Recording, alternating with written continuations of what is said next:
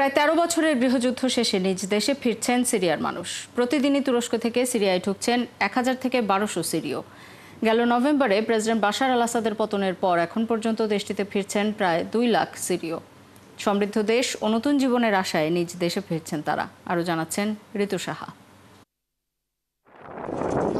সিরিয়ার আলেপ্পোর বাব আল সালামের সীমান্তে মালপত্র বোঝাই ট্রাকের সারি। বহু বছর পর ঘরে ফেরার অপেক্ষায় এই সিরীয়রা।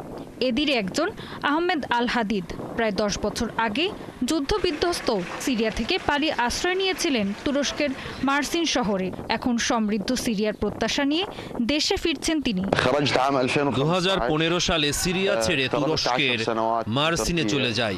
সেখানে ১০ বছর ছিলাম, এখন দেশ মুক্ত, তাই ফিরে এসেছি। তুরস্ক থেকে জীবন গুটিয়ে এখন সিরিয়ায় নতুন জীবনের দিকে এগুচ্ছি আমরা। গত নভেম্বরে সিরিয়ার প্রেসিডেন্ট বাশার আল আসাদের পতনের পর থেকে এখন পর্যন্ত স্বেচ্ছায় তুরস্ক থেকে দেশে ফিরেছেন প্রায় ১ লাখ সিরিয়ার নাগরিক। এখনও প্রায় প্রতিদিন দেশে ফিরছেন ১,০০০ থেকে ১,২০০ সিরীয়। ধারণা করা হচ্ছে তুরস্কে শিক্ষাবর্ষ শেষে আরও বাড়বে এই সংখ্যা।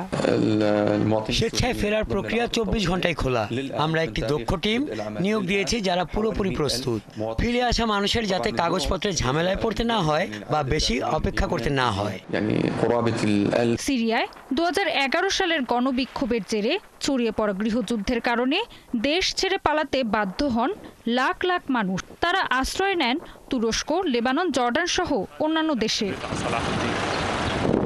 ঋতু সাহা, ৭১।